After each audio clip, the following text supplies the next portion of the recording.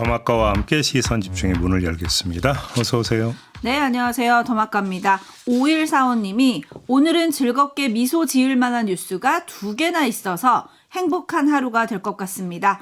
노벨상 수상, 요르단전 승리, 모두 즐거운 불금 되세요 라고 보내주셨고, 네오 언니님은 이번 주말 한강 가서 한강 작가님 글 읽을까 해요. 정치 말고 다 잘하는 우리나라 대한민국 짝짝짝 보내주셨는데, 오늘 주목할 첫 뉴스 당연히 이거여야 될 것 같아요. 그렇죠. 뭐 국가적 경사 아니겠습니까? 작가 한강 씨가 노벨 문학상을 수상을 했습니다. 스웨덴 할리먼이 밝혔는데요. 역사적 트라우마에 맞서고 인간 삶의 연약함을 폭로한 강렬한 시적 산문을 남긴 한국 작가 한강에게 노벨 문학상을 수여한다. 와, 이렇게 밝혔습니다. 노벨 문학상 수상은 최초고요.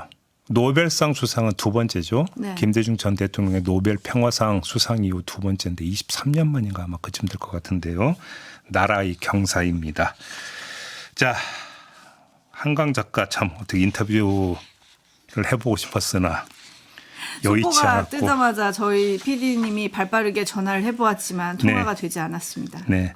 한강 작가와 5.18 광주 민주화 운동은 뗄래야 뗄 수 없는 관계를 형성하고 있습니다. 그렇죠. 사실 어떤 인간의 폭력성과 그 내면의 상처, 여기에 한강 작가가 주목했던 바로 어떤 시원적 계기도 바로 5.18에 있는 것이고, 한강 작가 스스로가 5.18이 내 인생을 바꿔놓았다라고까지 말을 했었으니까요. 광주 출생이기도 하죠. 그렇습니다.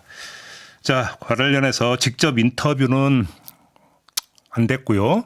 대신 한강 작가의 또 목소리 전해드려야 되지 않겠습니까? 작년 광주에서 열린 세계 한글 작가 대회 특별 강연자로 나서서 이렇게 말한 바가 있습니다. 잠깐 들어보시죠. 소년이 온다를 쓴 이후에 꾸었던 그 꿈이 뭔가 또 다른 말을 저에게 해주는 것 같아서 그 꿈으로부터 이어지는 다음 소설을 써야겠다고. 인간의 역사를 들여다보면 너무나 많은 폭력이 있어 왔다며 어렵고 희망을 찾기 어려운 시기에 문학의 본령에 대해 다시 생각을 해본다는 말로 강연을 마쳤습니다. 문학이라는 것이 결국은 폭력의 반대편에 서는 것이라는 그런 생각을 하면서 오늘 강연을 마무. 네, 아무튼 다시 한번 축하드리고요. 온 국민이 또 함께 기뻐할 일이다 이 말씀드리면서 출판계가 아마 입을 다물지 못할 것이다. 출판 특수가 또 이제 발생을 하는 거 아니겠습니까? 네, 이미 뭐 거의 모든 작품이 다시 주문이 쇄도하고 있다는 뉴스가 나왔고요. 네. 데이지님은 이걸 상기시켜 주셨네요. 박근혜 정부 때는 블랙리스트 아니었나요? 맞아요. 거기에 올라갔었고요. 또 한 가지 사실 최근에 그 세계적으로 한국어 배우기 열풍이 불고 있다는 거 아니겠습니까? 그러면서 한국 작가들의 세계적 진출도 많이 늘어나고 있는데 여기에는 번역의 힘도 사실 많이 크게 작용을 하고 있는 건 사실인 것 같아요. 예를 들어서 전라도의 거시기, 충청도의 이 이런 걸 어떻게 번역하겠습니까? 그러게요. 그 어떤 다중적 의미를 갖고 있는 걸 번역하는 게 쉬운 일이 아닌데 결국은 번역의 힘도 한몫했다. 이 점까지 함께 말씀을 드려야 될 것 같습니다. 네, 예천사람님 어제 뉴스 접하고 오늘 몇 년 만에 책방으로 한번 가볼 예정입니다 라고 하셨는데 몇 년만은 좀 심하셨다. 네. 뭐부터 읽어야 되나 고민이 되시는 분들을 위해서 한강 작가가 한 얘기가 있어요. 어제 노벨상 위원회랑 이제 유튜브를 통해서 유튜브에 공개된 건데요. 노벨위원회 유튜브 계정에 인터뷰가 공개가 됐는데 당신에 대해서 알게 될 사람들에게 어떤 책부터 읽으라고 제안하고 싶냐는 질문에 한강 작가 이렇게 대답했습니다. 자기 생각에 모든 작가들은 자신의 가장 최근 작품을 좋아한다. 나의 가장 최근 작품인 작별하지 않는다가 시작이 될 수 있기를 바란다. 그리고 뭐 흰이라고 하는 작품이나 채식주의자 이것도 함께 이야기를 했습니다. 그냥 두루 다 살펴보시기 바랍니다. 네, 책 읽는 가을이 되면 좋을 것 같아요. 네. 그리고 저희와의 인터뷰도 꼭 한번 할 수 있게 전화 좀 받아주십사 네. 하는 부탁도 팬으로서 남겨드리겠습니다. 제이비타임즈 다음 주목할 뉴스는요? 네, 저희하고 인터뷰 안 하고 있는 이분이죠. 명태균 씨. 관련 뉴스가 추가로 나왔습니다. 최초 의혹을 제기했던 언론사죠. 뉴스토마토가 오늘 아침에 추가로 의혹 제기하는 기사를 내놨는데요. 2022년 6월 1일 지방선거 경남지사와 강원지사 국민의힘 후보 공천에도 관여한 정황과 증언이 제기됐다. 이 내용입니다. 자, 먼저 경남지사 공천 개입 의혹부터 전해드리겠습니다. 대통령 선거 직후에 윤석열 대통령 내외에게 박완수 의원을 국민의힘 경남도지사 후보로 추천을 했고 4사람이 만났는데 만난 장소는 바로 서초동 아크로비스타 윤석열 대통령 자택이었다고 하고요. 이때 김건희 여사가 명태균 씨를 보고 선생님이라며 반갑게 맞이했다라는 관계자의 증언이 나왔고요. 강혜경 씨 기억하시죠? 네. 강혜경 씨는 박완수 지사가 명태균 씨 장모와 친했다. 명태균 씨가 박완수 지사에게 도지사 출마를 적극 권유했다 이렇게 말했고요. 또 한 명이 등장을 합니다. 명 씨와 가까웠던 FC로 지금 그러니까 기재가 되어 있는데 이 FC는 아크로비스타 갔을 때 명태균 씨가 자신의 휴대폰으로 기념사진을 찍었다. 박완수 지사와 윤 대통령 내외가 키우는 개가 함께 찍은 사진이다. 명태균 씨가 그 사진을 주변 사람들한테 막 보여줬다. 사진을 본 사람들이 아주 많다. 이렇게 전한 겁니다. 그러면서 익명의 관계자가 또 이런 말을 했습니다. 윤한홍 의원 기억하시죠? 네. 윤한홍 의원이 경남지사 도전을 준비하다가 결국은 접었는데 명태균 씨가 윤한홍 의원을 정리한 것이다. 윤한홍 의원이 어떤 사람이냐? 윤석열 정부 초창기 실세였다. 실세 중에 실세를 주저앉힌 게 누구냐? 바로 김건희 여사다. 이렇게 전하는 이런 내용이었습니다. 네, 물론 뭐 윤 의원 측이나 박 지사 측은 뭐 부인하는 말을 한 것 같긴 합니다. 네. 윤 의원 측 같은 경우는 도지사 출마를 준비한 적 없다 뭐 이렇게 답했다고 하는데 이 뉴스에서 어떤 점을 좀 주목해야 될까요? 일단 강원지사 공천 개입 의혹까지 함께 전해드린 다음에 말씀을 좀 드려야 될 것 같은데요. 자, 국민의힘 공천관리위원회가 2022년 4월 14일 강원지사 선거와 관련해서 당시 예비 후보였던 김진태 현 강원지사를 컷오프하고 황상무 전 KBS 앵커를 단수 공천하기로 결정을 했었습니다. 자, 이에 반발한 김진태 지사가 2022년 4월 15일 밤부터 국회 앞에 천막을 치고 단식 농성에 들어갔는데요. 이때 당시 국민의힘 대표가 누굽니까? 이준석 대표였습니다. 네. 이준석 대표는 당원들의 의사를 무시하고 경선 배제 그러니까 컷오프를 해서는 안 된다라는 의견을 공개적으로 표명까지 했지만 당시 공관위는 요지부동이었다고 합니다. 그런데 이준석 의원이 뉴스토마토에 밝힌 내용이 있는데 당대표가 공개적으로 경선 배제는 문제가 있다고 지적해도 무슨 이유인지 공관위에서 신경도 안 쓰더라. 이렇게 밝힌 내용이었습니다. 그런데 돌연 상황이 바뀐다라는 겁니다. 김진태 지사가 단식에 돌입한 지 사흘 만인 4월 18일 오전에 돌연 공관위가 결정을 번복을 하는데 김진태 현 지사에게 경선 기회를 주겠다. 이렇게 선회를 한 건데 이 배경에 또 명태균 씨와 김건희 여사가 있다라고 하는 익명의 관계자의 주장이 나왔다는 겁니다. 그 김진태 지사가 명태균 씨하고 연락이 됐다.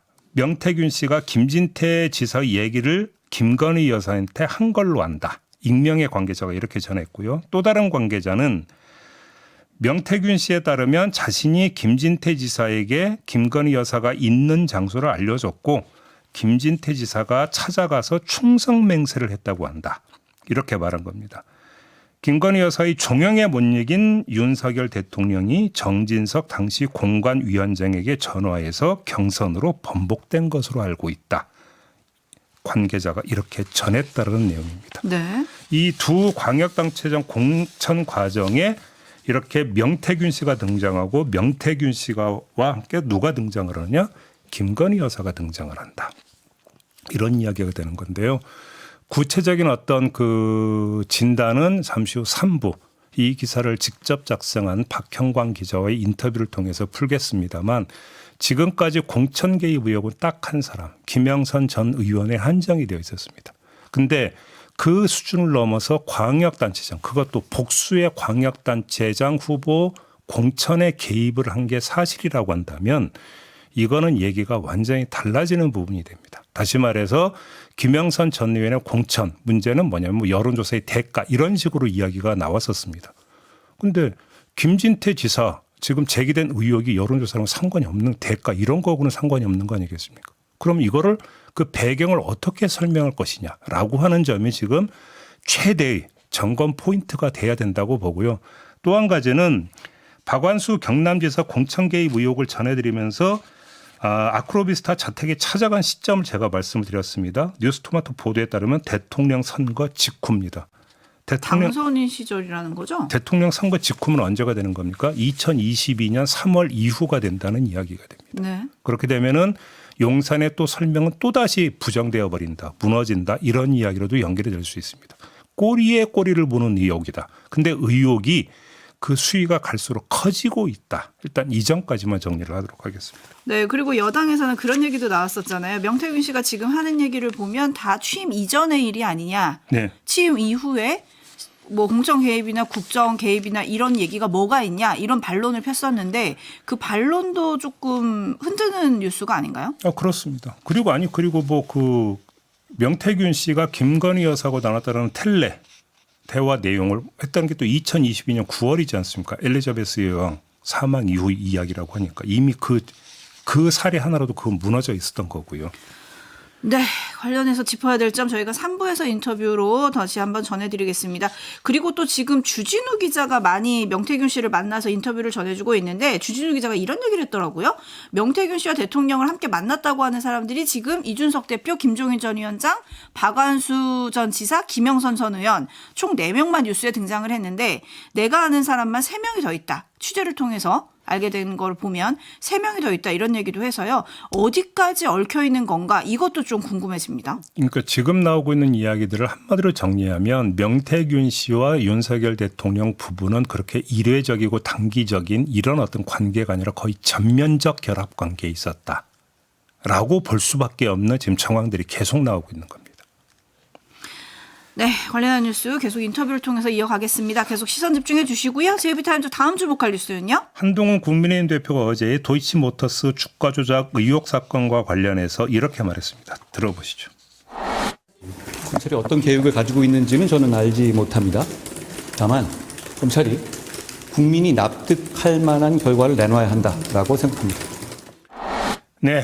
며칠 전 신지호 전략기획부총장이 김건희 여사 기소를 하면 부담을 던다라는 취지로 말한 바가 있지 않습니까? 그거에 이은 한동훈 대표의 발언이라고 봐야 될 것 같은데 이에 대한 평면적 평가는 다른 사람의 주장으로 대신하겠습니다. 홍준표 대구시장이 페북에 올린 글에서 평한 게 있는데요. 음성 대역으로 녹음을 했습니다. 한번 들어보시죠. 자신이 법무장관 하는 동안 기소 여부를 결정했어야지 1년 6개월 동안 결정 않고 미적거리다가 이제 와서 검찰을 압박하는 게 맞는 처신인지. 여론에 춤추는 지도자는 지도자가 아닙니다. 그건 국민 눈높이도 아니고 그냥 중국 악극인 변검술일 뿐입니다. 네, 그럼 여기서 짚어야 할 점은요?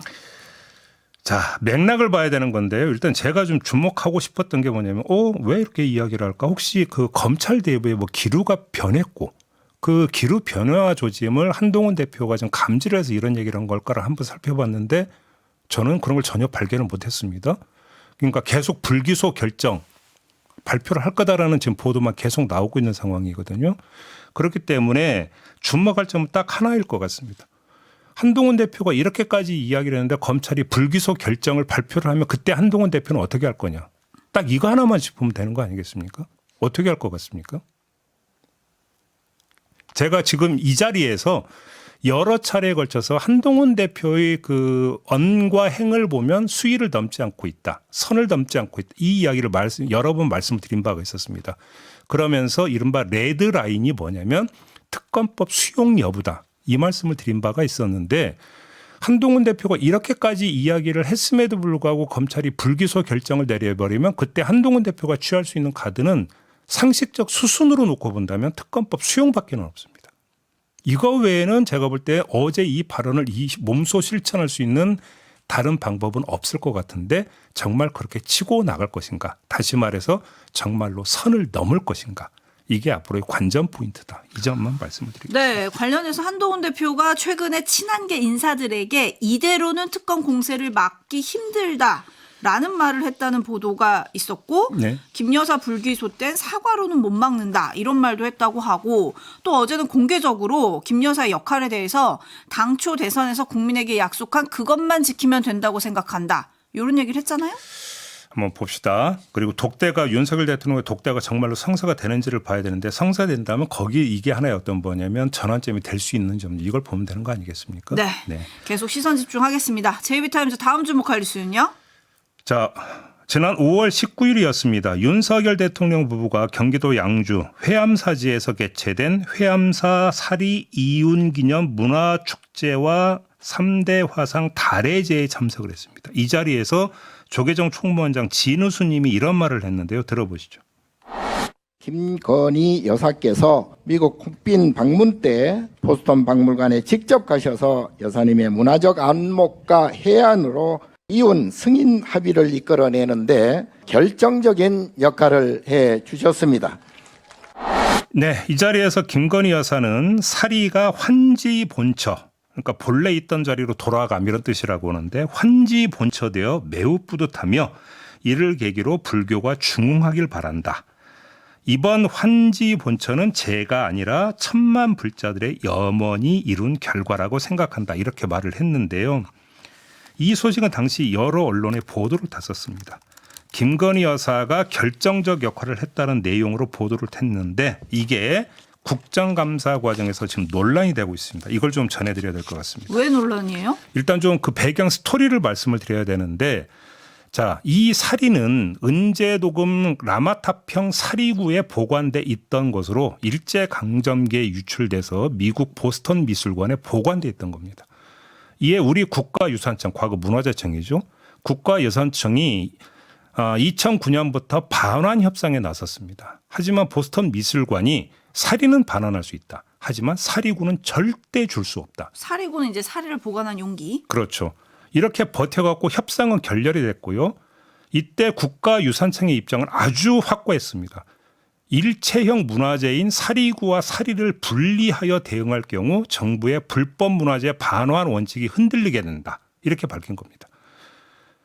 그래서 이 협상 결렬로 2013년 이후 교착 상태에 빠졌는데 지난해 4월 윤석열 대통령의 미국 방문 때 보스턴 미술관을 찾은 김건희 여사가 협의 재개를 제안했고 그 결과 지난 4월에 사리가 이제 그 봉환이 됐는데 이때 사리고가 임대 형식으로 이제 들어오게 된다는 거거든요. 근데 여기서 사리고가 대단히 중요한 게 이게 14세기 고려시대 금속 공예품으로 예술성이 엄청 뛰어난 거라고 합니다. 그런데 아무튼 보스턴 미술관은 사리는 돌려주는데 사리고는 못 돌려준다. 아, 같이 못 온 거예요? 일단 같이 오기로 했는데 이거 압류하면 안 된다 이렇게 했다고 그래서 그 뒤에 어떤 문제가 발생하냐면 보스턴 미술관이 반환 직후인 6월 12일에 국가유산청과의 사리구 대여 협의 과정에서 사리구 압류 면제 그리고 대여 종료 시점에서 반환에 대한 정부 보증을 요구를 했다고 합니다. 그리고 국가유산청은 6월 24일에 이를 수용을 했다고 하는데 바로 이게 문제가 된 겁니다. 수용을 했다는 것은 사리만 받고 사리구는 돌려준다는 얘기인가요? 다시 보스턴 미술관에 돌려준다는 이야기가 되는 건데 이건 국가유산청의 이전 원칙을 뒤집어 버린 것이 아니냐. 그러네요. 그럼 왜 뒤집은 것이냐. 바로 이 지점에서 김건희 여사가 또 개입한 거 아니냐. 이 의혹이 야당 의원들을 중심으로 지금 제기가 되고 있는 겁니다. 민주당의 이기현 의원은 김건희 여사 이미지 띄워주기에 급급해서 국가유산청이 사리구에 대한 환수 포기를 공식화한 것으로 보인다. 이렇게 의혹을 제기를 하면서 정부의 설명을 요구하고 있는데 국가유산청은 그건 아니다라고 또 부인을 하고 있다라는 겁니다. 그건 아니면 뭔데요? 자신들의 원칙이 바뀐 게 없다라고 계속 유산청장은 이야기를 하고 있다고 하는데 제가 지금 말씀을 드리지 않았습니까? 저는 그 전개 과정을 보면 원칙이 바뀐 거거든요. 이거는 규명돼야 될 진실. 이게 하나가 더 늘어나 버렸다. 이런 이야기가 되겠습니다. 네, 라디오에드님 라면 사리도 아니고 사리구 없이 가져오는 게 말이 됩니까? 라고 물어주셨는데 어떻게 될지 지켜봐야 될 것 같네요. 마무리하겠습니다. 담화가 수고하셨습니다. 고맙습니다.